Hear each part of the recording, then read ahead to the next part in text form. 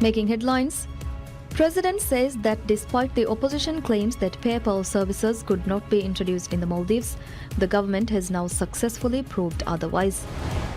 President announces measures aimed at cultivating a tobacco-free society are being executed with deliberate planning to ensure a comprehensive solution.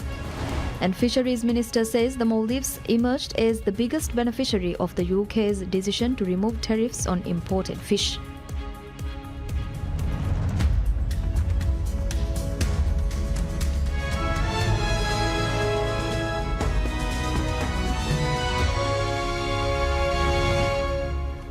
Bismillahirrahmanirrahim. Assalamu alaikum. Hello and welcome to PSM News in English with me, Mariam Shawshat.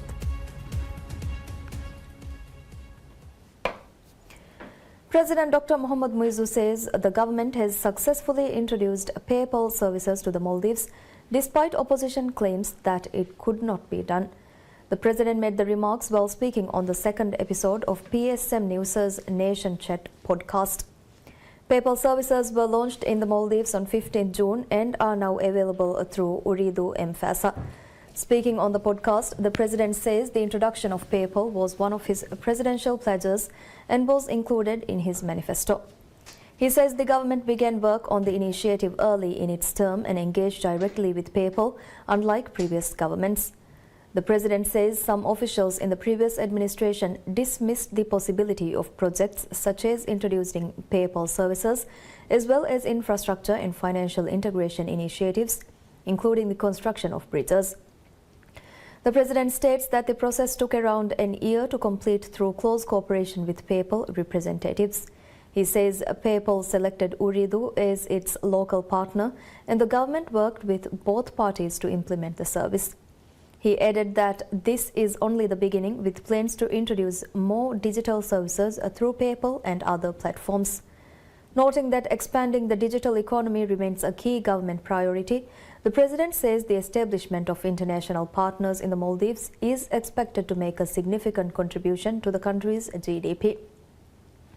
He says the government aims for the digital economy to contribute 15% to the national economy, and added that digital transformation will benefit young people, support those in the creative industries, and strengthen the country's overall digitalization efforts.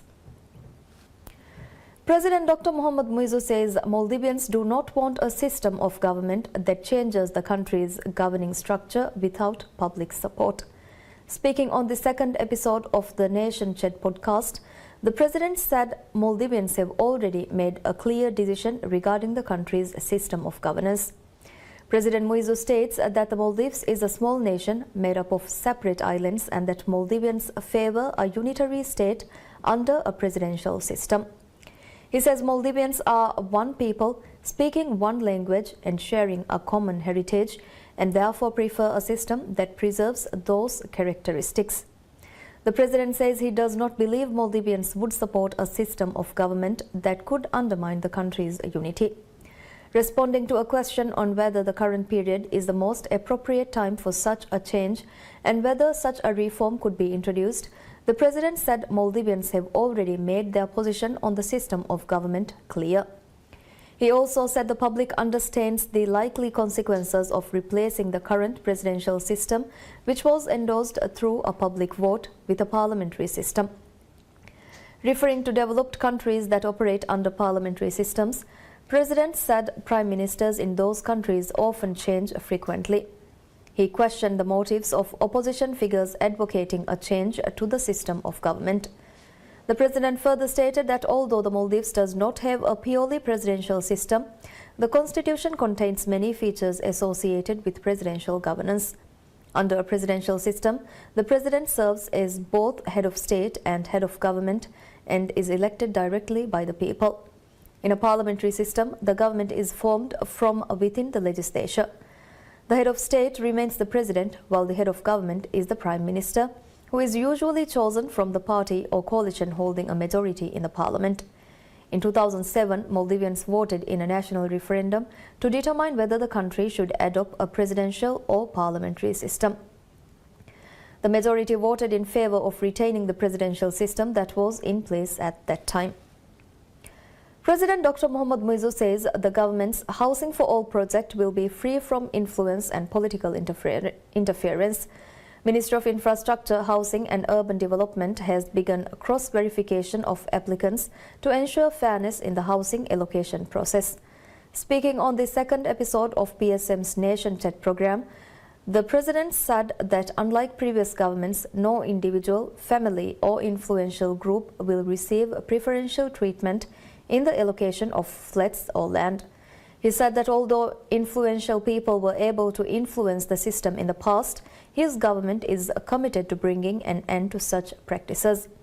The President further emphasized that all applications will be treated equally, with no priority order in the allocation of flats or lands. He said that while housing is an essential need, the greatest success of the project will be ensuring adequate housing for citizens. He stressed that the verification process will be strict to prevent even the smallest irregularities and expresses confidence that those carrying out the verifications cannot be influenced. More than 35,900 applications for flats and over 22,000 applications for land have been received under the program. The government said its approach for housing differs from previous projects as homes will be delivered earlier in its term. Most projects are expected to be completed within 2 years.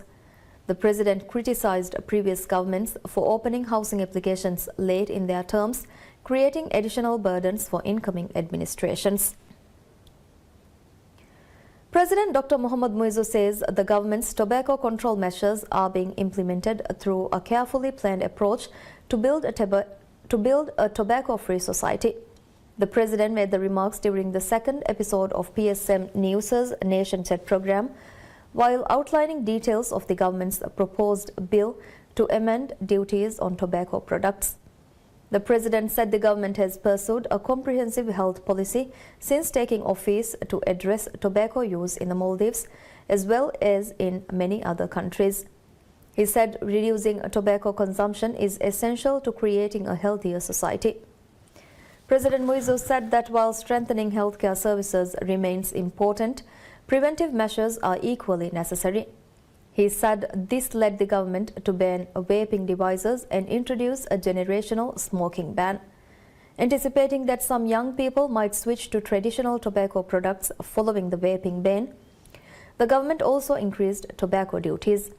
The President said the revised duty structure will make it easier for people who use more harmful tobacco products to transition away from them.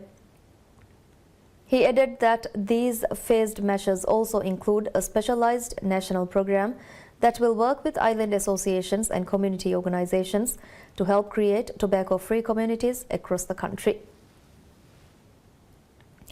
Minister of Homeland Security, Labour and Technology Ali Ihsan says the societal challenges surrounding narcotics addiction present a more serious crisis than the addiction epidemic itself.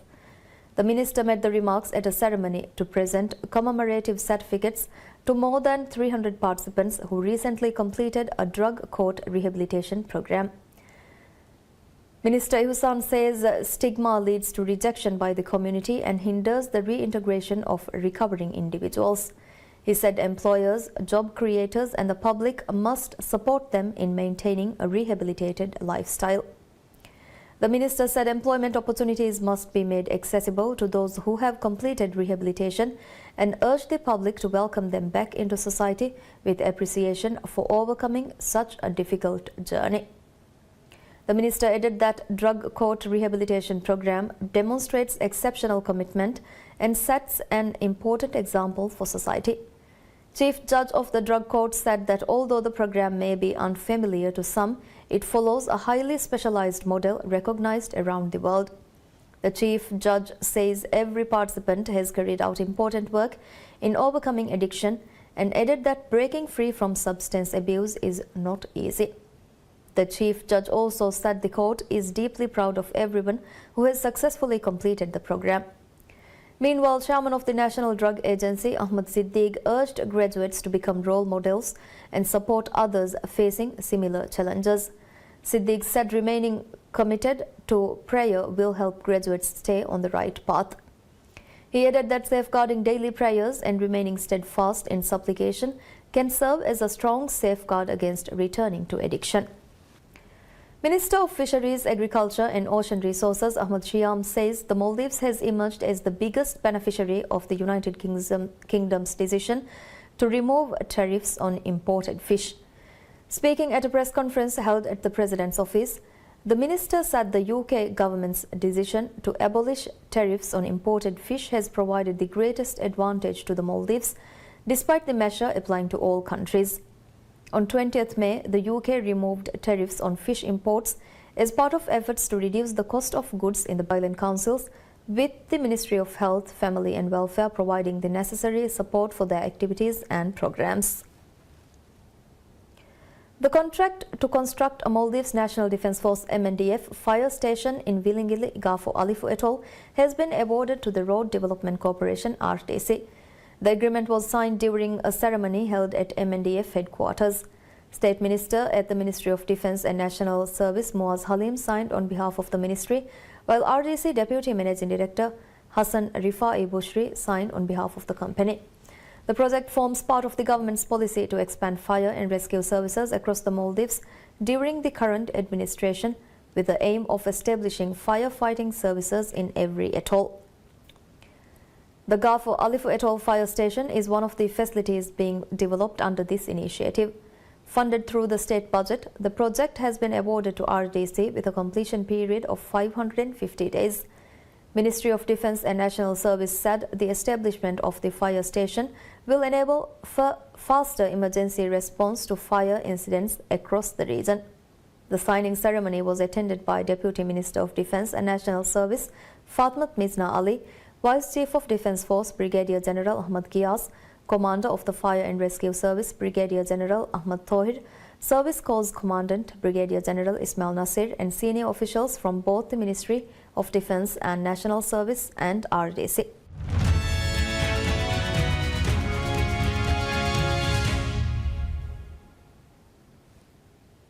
South Korean shares dropped sharply to post their biggest weekly fall in more than 3 months, as overnight losses in US tech stocks prompted investors to book profits.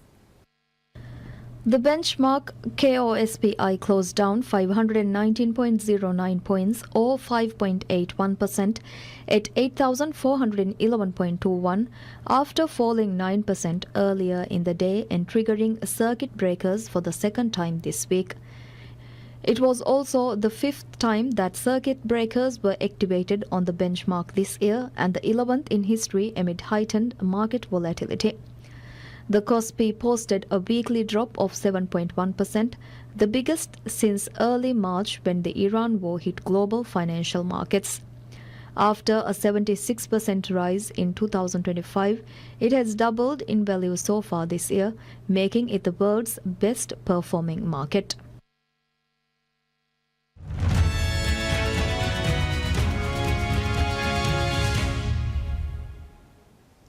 Defence Minister An Gyu-baek says South Korea will rapidly expand its drone and counter-drone capabilities to counter North Korea, including by training 500,000 drone warriors and distributing tens of thousands of unmanned systems across frontline units.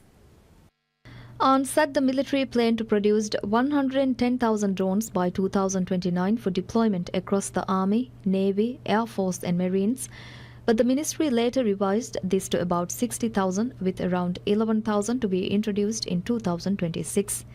It said the systems would be issued across services, aiming to make drones a standard item for individual soldiers. An said Seoul would rely on 100% domestically produced components rather than Chinese parts in building the systems in response to security concerns. The announcement comes as both Koreas accelerate efforts to build drone capabilities shaped by lessons from conflicts in Ukraine and the Middle East, where unmanned systems have emerged as game changers on the battlefield.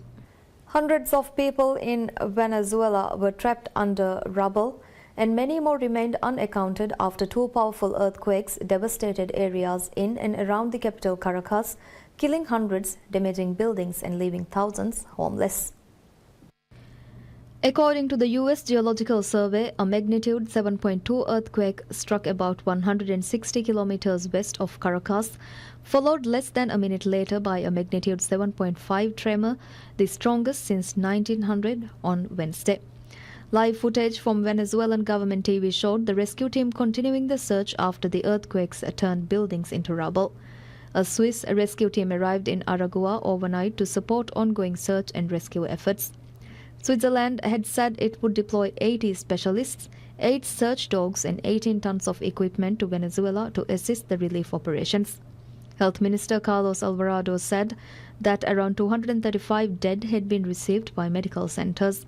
The disaster hit a country already weakened by years of economic turmoil, leaving much of its infrastructure fragile and complicating rescue efforts as aftershocks rattled the capital and surrounding coastal areas.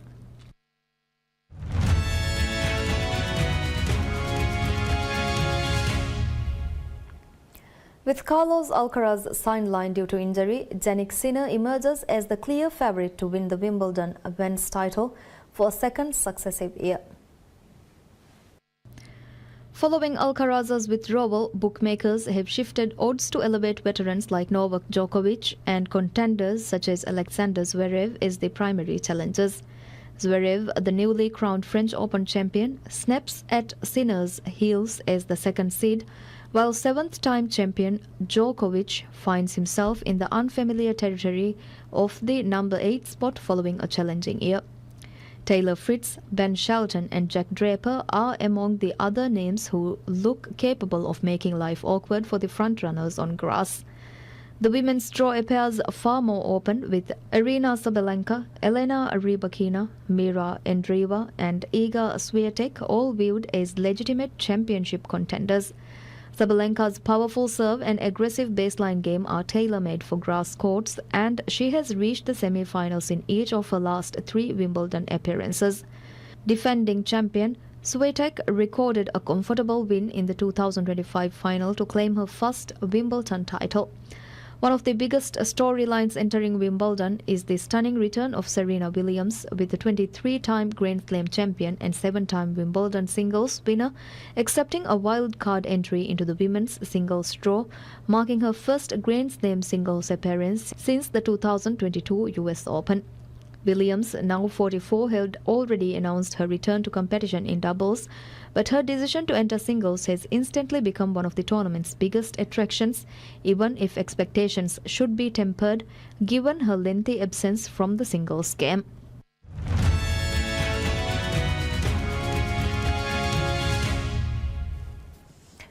The California Science Center offers the first public look at Space Shuttle Endeavour inside its permanent home, displayed in an upright launch position alongside 2 solid rocket boosters and a full external fuel tank.